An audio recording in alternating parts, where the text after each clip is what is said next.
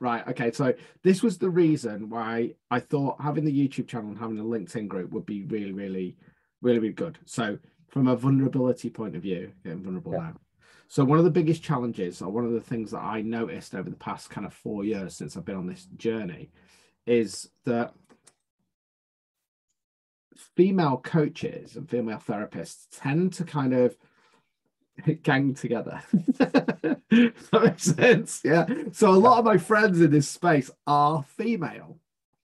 So when I kind of connected with Leo for CLC, before we went to Tallinn, and then obviously connected with you, this was like amazing. There's kind of like two guys that are doing the same thing. They're in the same space. They kind of accept their vulnerability. They're really passionate about wanting to make a change in the world. And I'm like, yes.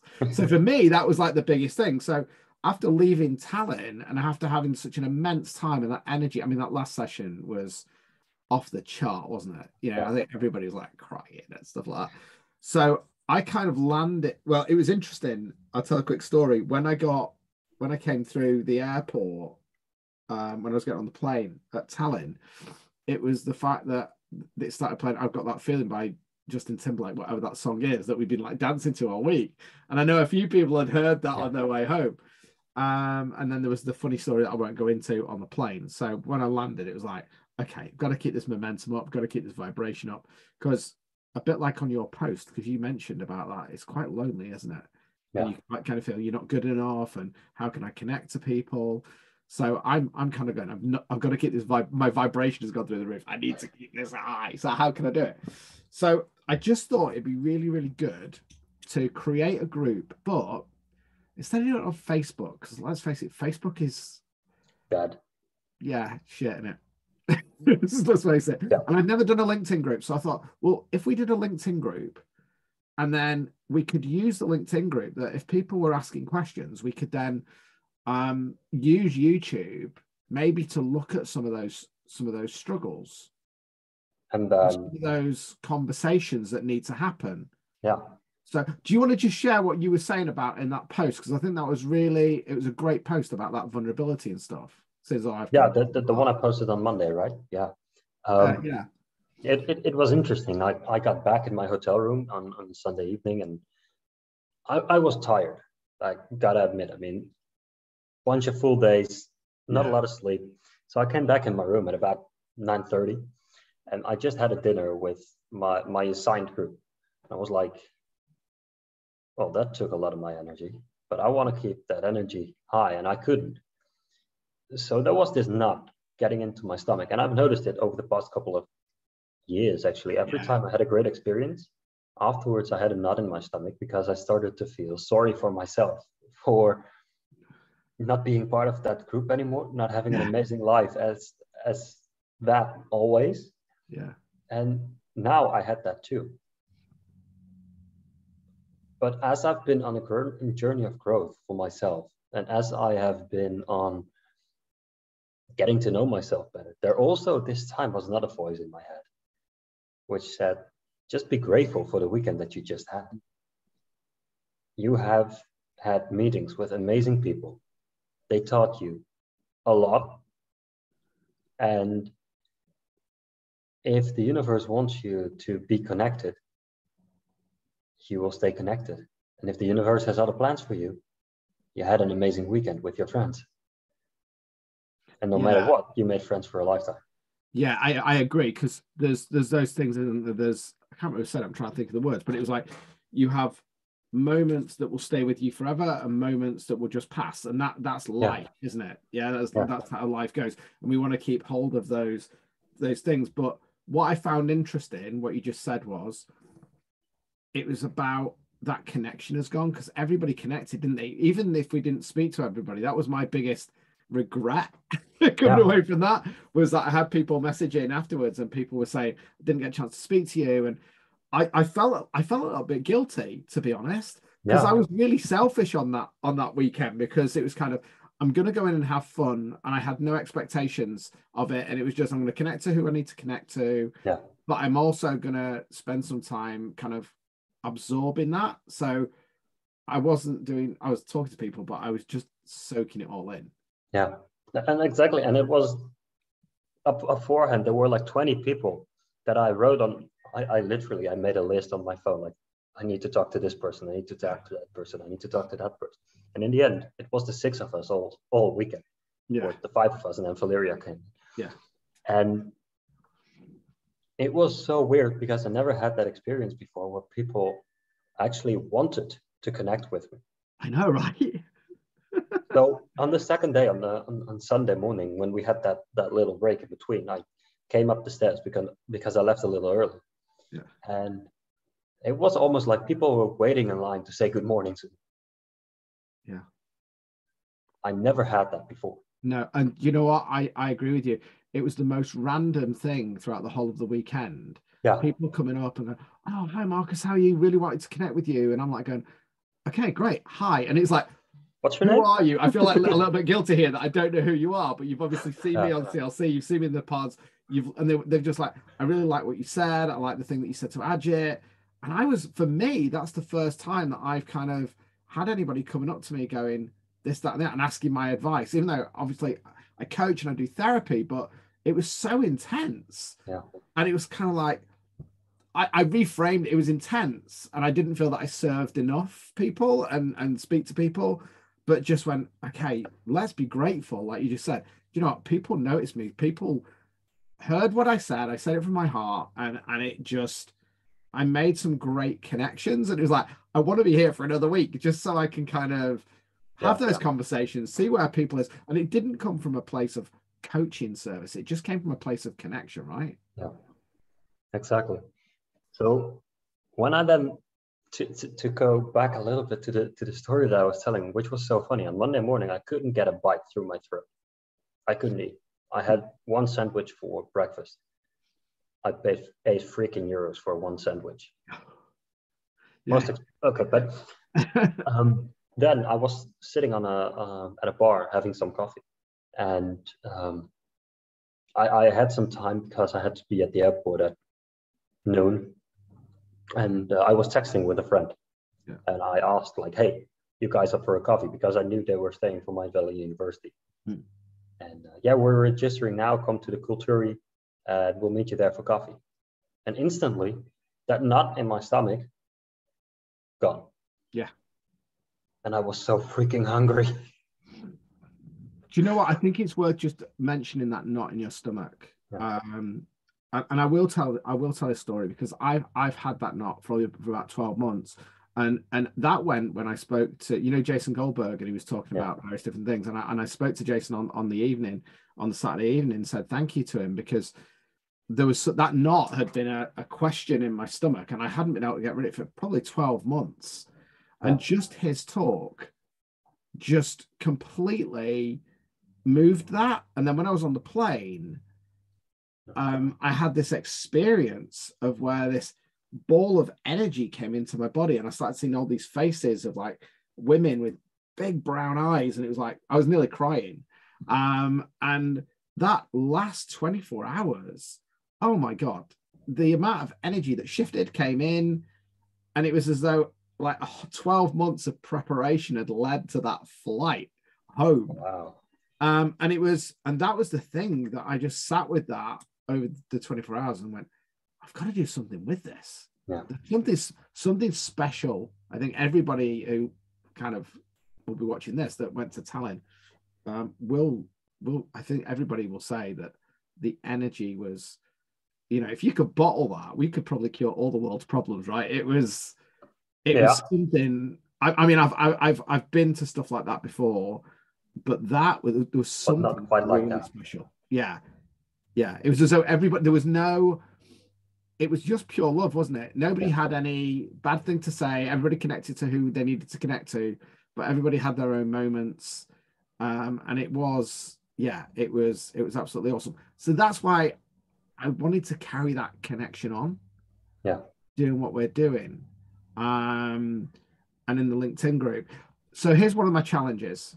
Have you run LinkedIn groups and groups like this before? Social media? Never.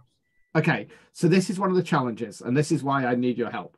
Yeah. So we need to help each other. So one of the things that I've noticed is I've got a Facebook group called The Universe Has Got My Back, and it was all about manifestation. And that's the thing I want to talk to you about, the little challenge that we could do. Yeah. So one of the things that I found is that you start these groups up and people come in, but one of the things that I don't want is, I've posted already in there quite a bit, but I don't want to be the one that's always posting. You know, I'm happy to be an admin. I want to, but I want to get conversations and connections going. And it can be a little bit more challenging when it's not face to face. Yeah. Because people sometimes say, well, I've got nothing to say, or, you know, they hold people like you say, people would talk to me. I was like, I don't know why you're holding me up here. I'm just doing what I love doing. And that's it. It's kind of, I don't have an ego around what I do, really. Yeah, I'm good at what I do, but I don't have an ego about it. It's just, I love doing it. That's why I do it, because I love doing it. So that's the one thing that I want to do, is to try and use the LinkedIn group, use the YouTube channel to get conversations going. You know, I know we've got some Holybody coaches in there. We've got some 10X in there, which is awesome. CBC, CLC. So we've got the whole remit in the group. So, you know, it would be great to get people on to find out about their journey. So I thought that was another thing we could do with here, and use it really, that group as a container, like a sub-container of EverCoach, to connect with, I guess, real people. Yeah. You know, when Ajit talks and when people are talking and they're at that high level, I want this to be the put the light in the dark ages. So that question that I asked to Ajit and said, okay, people start here and they start their journey, and then there's the dark ages in between. And the next minute, like Ajit said, he doesn't charge anymore. He takes 35% of somebody's company. What happens in the middle? How do we chart that journey in the middle so people can understand? How can you create that community? How can you create that bonding? That helps you to not feel so alone. Absolutely. And your post, that post you put on, just hit the nail on the head, because we all feel that we're alone. But if you've ever read Think and Grow Rich, Napoleon Hill, right? The mastermind principle, and you look at every single person that has ever succeeded, and we would hold in that guru status, they did not do it alone. They had a community. They had like-minded people that were at the same vibrational level as them to keep them going. And then together they bounce off each other. And that's what I want to create in this community. Awesome. Because it's needed. Facebook to me seems very much about sell, and coaches and going, come on my program and you'll make 10K a month. And it's just all bullshit. It is. You know, and even Ajit said that, didn't he? Even Ajit said that, you know, and it was very honest that he was saying that actually most people grow from referrals, and most people grow from working together. You know, you look at some of the big gurus that are out there, you look at Facebook, they're always doing little, they might do a little masterclass or an event where they'll get 3 other friends on. And I did it in December with my manifestation masterclass. And but that was great because I got some coaches that are kind of ahead of me in the game. You know, people that have worked with Joe Vitale, people that have worked with Lisa Nichols, and they're working with them now. They're kind of they're like the Ajit and the other guys that are working with Vision. So they're kind of that level, and they came up and they were so beautiful, and they came in and they gave their time for free to support me. And that was kind of what I'd like to do. So if we've got, say, people who've just started on CLC, because how long have you been coaching? 1.5, 2 years now. So I've been doing actually all my life, but 1.5, 2 years. Officially. That's what I was going to say. I was officially kind of 4 years. But then there's people that are on that journey. They've done the qualification, they've got the information, but it's now, shit, what do I do now? How do I build my community? How do I bring value? You know, and what I want the community to do is say somebody's going, right, I'm going to do this mastermind, or I'm going live on Facebook, on LinkedIn or Instagram, and I don't want to do it alone. is anybody willing to come and, this is the topic, is anybody willing to come and share their knowledge and their wisdom? Yeah. You know, and it's not, your clients are going to be your clients. They're going to align to who you are. And I think there's a lot of people in this, oh my God, there's not enough people out there to help. And if I promote somebody else, they're going to take all my clients. And I've had that happen. I've had people come in, but I've always gone, do you know what? If you don't work with me and you go and work with somebody else, as long as you get the result, awesome, you're not my client. When we are afraid that someone else is taking all our clients, we're working from a space of lack. Yes. And not from a space of abundance, because let's be honest, how many coaches would there be around the world? 10 million, 20 million, 30 million. How many people do we have? Close to 8 billion. There are not enough coaches to serve everyone. Exactly. So, and that, although it's a fear I've had as well, there are not enough people for me to coach, and what happens if someone else takes my client? Until, and that's a story for another time, but until I shifted my mind to, no matter what I charge, no matter who I work with, I just give the best that I can give to make their life a little easier, a little better, a little more joyful. Yeah. And I think I told that story, didn't I, about the fact that before I came away, by the way, I've had another 2 people contact me since, of that universe, send me some clients, and they came. I've had another inquiry today. And actually, we go on about marketing, and I know one of the coaches that I've been working with had sent me a link to somebody who was going, this is how you get clients, and it was the usual stuff. Yeah. And I said, actually, I've done all of that stuff. I've spent a fortune on marketing. It's not that marketing doesn't work, but you've got to have a place in the market to market. So marketing is about scaling. It's not about getting in. Yeah. Actually, it's about referrals. It's about having conversations. It's about showing value and not selling. It's about serving. And that's one of the hardest things, to surrender to the universe. And that's why I wanted to do this challenge. And it's a dead simple challenge. And the reason why it's so good is that there is zero risk and it's just fun. I like that. Okay, so this is where this came from. All right, I got it from my very first coach. And when I was thinking of leaving the police, I was really unsure. I've got a secure job here that's paying me a job. It's going to get me a pension. You know, it's part of the culture scape. I've got that. This was just pre-COVID, before I kind of went full time. And I spoke to my wife and she said, what do you love about being a police officer? I said, well, I love connecting people. I love helping people. I like the investigation aspect of it. She said, okay, what's the difference between that and the therapy and the coaching that you do? And I went, the uniform. There was no difference. Okay, just the uniform and the power. So you want me to wear a police uniform while I'm coaching? No. But my point was this, is that I recognized that everything that I'd done up to that point was all based on the same thing. You know, I cared deeply. Integrity, honesty was massive to me, and service, you know, giving and receiving that back that you've helped somebody is the best thing that you can ever get, right? So she said to me, okay, and at this point I hadn't come out of the closet as like the woo spiritual stuff. So she'd worked with Bob Proctor, so she worked directly, so Joe would work with Bob Proctor, and so she taught me this thing. And what you do is you say to the universe, show me the sign of A, and then pick an object, whatever it is. So I know that you've got my back and you are here to guide me. Show me this object in the next however many days. Okay.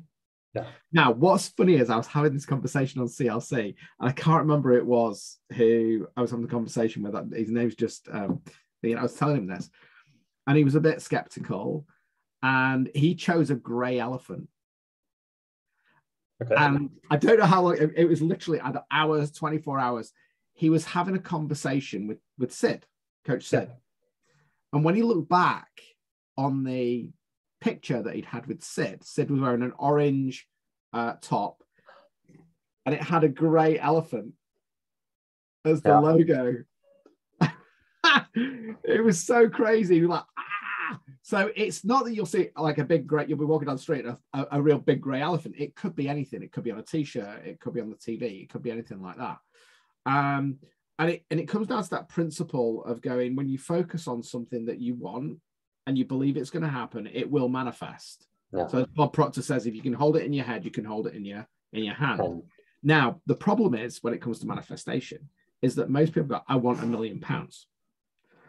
But if you vibrationally don't know what that feels like, and you vibrationally have never held that, then you can't manifest it. So you've got to start from where you are. But there is no attachment.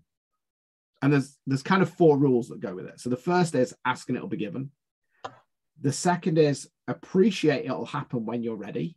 Yeah. So even though you're setting a date, if vibrationally you don't give it away, which is number 4, but don't fixate on it. You know, the universe will feel that lack, as you've just said. Yeah. If you're like, you want that client and you go, I need a client, I need a client, I need a client. The universe goes, you can't take that in. You're in lack. Nobody likes a needy person, right? Yeah. And again, it's just surrender to the process, knowing that it's done. And I've done this so many times now where I've hit a wall and just gone, fuck, I'm doing the same thing. It's not happening. I get pissed off, and it's just, okay, let's go and do something else and surrender. Yeah. Now, how many times do you have your best ideas when you go to the toilet? Do you know what I mean? Taking a long shower. Yeah. So I just thought, what do you think? I think that would be a good little challenge that we can put in the group. We could put this out now because we're recording this, so we'll put it out on the YouTube channels after this video.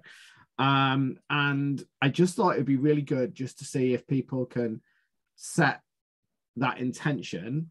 But I thought I'd put us under a bit of pressure and get us to do it and say what it is that we're going to manifest in regards to our image.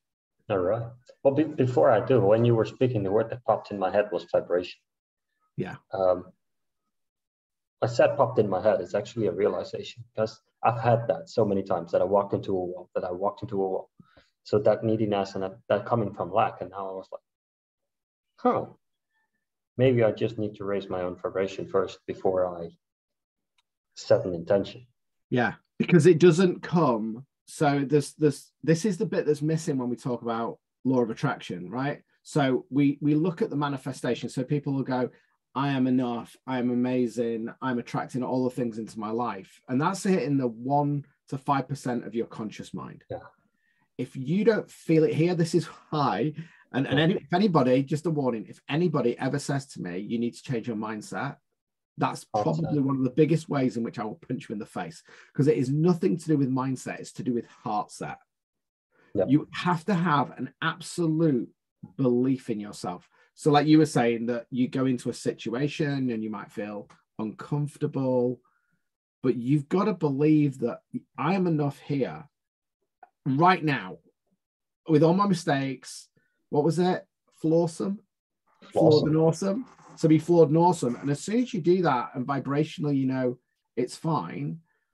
And every rejection, I learned this from Lisa Nichols, every rejection that you get, as soon as you let that rejection go, it opens up space for the new thing that you really need to do. So there's no good or bad, there's just lessons. Yeah. And you have, this is where the surrender comes in. And it might be sucky and it might be shit, but the opportunity comes through the darkness. So a lot of people want to go to the light, but actually you've got to embrace both parts. And that's how I only did this course. I did not do it for the information. I did not do certified life coach for any of the information, although the information was great. A lot of it I did know. There was some new things that I learned. Yeah.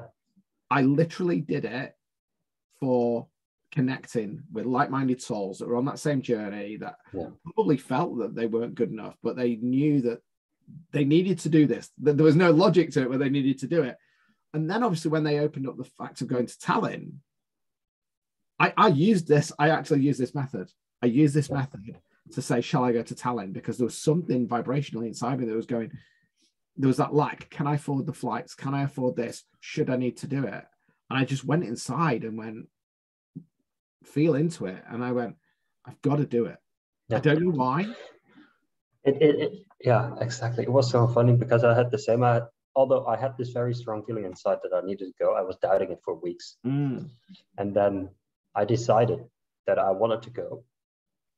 And I worked part-time at the University of Applied Sciences as a lecturer.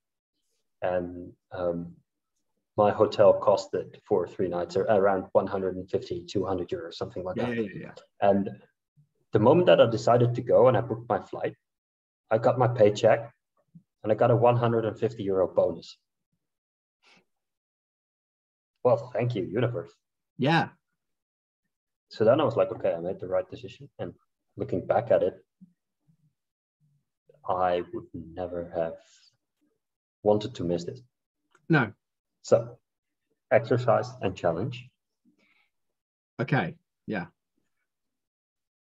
And I think this is, but you just explained that you've gone through that process of surrender, right? So you've gone through that, but the big thing is about how do I raise my vibration? So what this exercise does, if we're going to look at what is the outcome of doing this exercise, the outcome of doing this exercise is to learn the art of surrender to raise your vibration, because once you've done it a few times, it gets really exciting. So as I say, before I came away, I was going, okay, let's just do this. I need some clients, I'd kind of wound down a little bit coming into Tallinn because I wanted to get myself prepared mentally, physically, just to surrender to that whole experience. And when I'd done that, I just said, send me some more clients. And it happened, as I say, I landed at Schiphol, somebody WhatsApped me. I then got on the flight from Schiphol to Tallinn. Somebody then messaged me. I then came home, landed at Manchester. Somebody messaged me the other day. Somebody messaged me, and it was like, wow, I fucking love this, because all I did was just ask and then surrender and just go, I've done it before, so why wouldn't it work again? But it's when you don't know, that it's that fear, isn't it? That fear of going, if I surrender, I lose control. If I lose control, but actually, that's the whole point. That's why it's called flow, right? Yeah. Like exactly, and now my head is running wild. I cannot pick a gray elephant. I cannot pick a gray elephant. I cannot. Oh, maybe I should pick a monkey. Yeah. I don't know, but I never did it consciously as well. So it will be a first. Okay, so what's come into my mind, and I'm going to write this down. So this is what's come into my mind: a red chicken. Okay. So if I use that now, and I'll show everybody what you need to do. Now, there's 2 ways you can do it. You can either, I tend to not write it down now because I've done it enough times that I kind of just do it. But there's a couple of ways of doing it. Number one is you can write this down, and I'll put something on the video so people can see what it looks like. Yeah. But you can write this down and then burn it, screw it up, because that process of putting it in and then letting go. But obviously, health and safety, make sure that you don't hurt yourself and you're in a safe place. You don't burn your house down. So you can either burn it, you can screw it up, you can rip it up. On responsibility. Yeah. So you're not in a responsibility. There's nothing here if you end up hurting yourself. But yeah, so you destroy that piece of paper to go, right, the attention's there. I've put it out to the universe, done. And then that's it. That's it. You don't need to worry about it at all. Yeah. So the way it goes is you say this. So I'm going to say it now. I sometimes hold my crystal when I do this, but I'll put my hand on my heart instead. So universe, show me the sign of a red chicken so I know you have my back and you are here to guide me. Show me this in the next 14 days. It's done. All right. And you can choose your time period. So this is where the realistic aspect of it comes in. So I've set it for 14 days, and I tend to do it for 14 days because within 14 days, I've probably forgotten about it. Yeah. Even though now I'm going red chicken. Where's the red chicken? I need to look for a red chicken. 14 days normally gives you enough time to forget about it. And then, 3-4 days, it comes up. With me, I normally get it within hours. But now I've said that, I probably won't. But I would say 14 days, 14 to 21 days. Now, interestingly, and this is just coming to my head, when I work with clients, because I work with the subconscious, is normally the period of change when they start to see results and things start to manifest is normally between 10 and 14 days. It's normally then locked in by 21 days. Yeah. And tend to then get new realizations between days 40 to 60. Now that backs the science that a lot of people talk about. So the first thing is you set the intention, and it can take up to 60 days for that process to start, because the universe will go, okay, challenge, ask, deliver, test, lock in. That's normally the process. Yeah. So especially if you go through something emotional, like say relationships or that kind of thing, you will get tested at some point to say, okay, has my mind shifted? Has my heart shifted? Have I got a different relationship with when that happens? So that's why this what sucks. Now what? It's okay, that's the test. What's the lesson here that I have to learn? So have you had a thought? What do you reckon you're going to do? A blue banana. A blue banana. I'm going to write that down because I'll put it in the group. Blue banana. Don't eat the blue banana. No, most likely not. But I think it's worth just saying, make sure it's something that is feasible, because the blue banana is feasible because it could be on an umbrella, it could be on anything, couldn't it? Right? Yeah. Don't make it too easy. So don't say an egg. But if you're going to say an egg, make it a color that might be, because you want something that's not too far out of the way that's never going to show up. A yellow egg. You don't want it too obvious that as soon as you open your fridge, a red tomato. Oh my God, the universe has got my back. Red tomatoes in my fridge. Yeah. So and a red tomato you won't forget. Yeah. A red chicken you might. Yeah, exactly, because it's not something that would be ordinarily there. And I think the other thing is, and the reason why I use this particular one rather than a particular scenario is because if it doesn't turn up, that doesn't mean that the universe isn't providing it, or it isn't. What it means is vibrationally, you're still in need, you're still in lack. And so the challenge is, this is the challenge, is that you can let it go.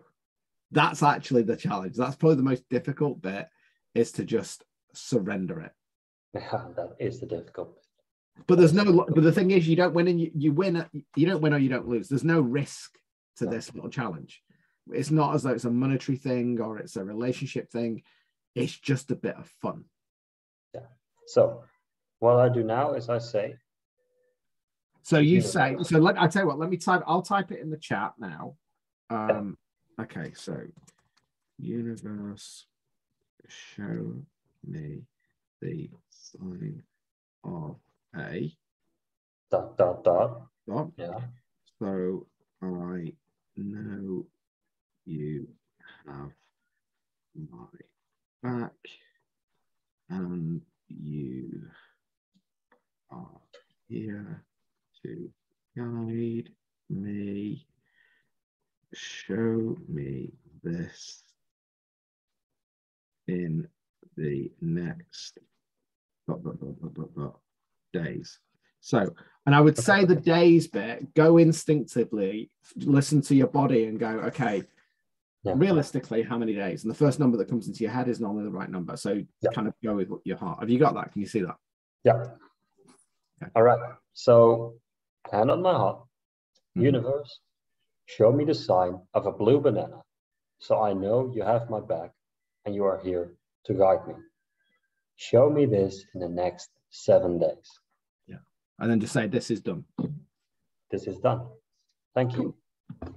So let's see how that goes. I think if anybody's watching this on our YouTube channel, there's a link in the main information on this YouTube channel, but I'll put on here to our LinkedIn group. Because what I'd like everybody to do is when they manifest the thing that they've got, take a photograph of it and post it in the group. Yeah. Or leave a comment on YouTube if it's happened to you, and let's see how it goes. Because this is the thing about community and sharing that manifestation. And it just shows that when we put that collective energy together to make that intention, so we're all making our individual intention, but also we're making a group intention to the universe. So that makes it more powerful. So if we all do this exercise and we put it out, So I'm going to put this in the LinkedIn group, but I'm also going to put it in my Facebook group as well, because I do this quite a bit on my Facebook group, and it's always really, really funny. I had a client, funnily enough, who is an author, and she was having a real struggle with some things, and she went off writing, and she asked for a panda. And when she got to the Airbnb that she went away for, there was this big stuffed panda at the top of the stairs. It was like completely out of place, she was saying. But so it does work, because when I left the police, as I said, I did this. And I was walking from my car. It was 6 o'clock in the morning. It was chucking it down. I was not concentrating. It was like miserable. It was winter. And my shoelace came undone. It was raining. So I bent over, put my Costa coffee cup down, went to tie my shoelace, and for some reason looked to the right. And the thing that I'd asked the universe for was a big grey speckled feather. And as I looked to the right, 6 a.m. in the morning, there was a feather that big. It was huge, grey and speckled. I took a photograph. I sent it to Jo, just put WTF on it. And she just messaged back and went, well, you know the answer. Yeah. Literally, I went and did my shift that day, went home, wrote my resignation letter, and put it in the next day. I'm not saying do that, by the way. If you ask this to the universe, and if you lose your job and you quit your job, don't blame me for doing this. But that was a sign. It was the oddest of things. It was the oddest of things. Okay, cool. Amazing. Do you know what? As this is our first kind of chat and our first video, where can people find you? Who are you? I've just realized we didn't even say who we were. Yeah, that's true. Well, people cannot pronounce my name now anymore because they read it. But my name is Koen. I am Dutch, 24 years old, and I am, well, I think you can see it even, a mindset coach. I help men in, the age of the early 30s with their mindset, overcoming self-doubt, insecurities, and helping them to basically be the best man, friend, boyfriend, husband, and father they can. And that's needed, right? In a nutshell. That's needed. Definitely. So for everybody who doesn't know me, I'm Marcus. I'm a clinical hypnotherapist and transformation coach. And I help professionals of either gender, but I help professionals who have got that knot. How aligned is that? It's that knot. It's that darkness inside that you do not want to show up. You do not want to take off the cape. You do not take off the ego, but you don't feel that you've got that fulfilled life. There's something there, that darkness. So I help shine a light on the darkness so you can shift that feeling and raise your vibration so you can then start to manifest the life that you need, not the life that everybody tells you should have. So awesome. We'll carry on the conversation, but I think we'll pause it there. And if anybody's got any comments, just pop the comments in the comments here. If we post it over social media, pop some comments, join the conversation, and we'll see you on the next one. So thank you, everybody. Definitely. Thank you.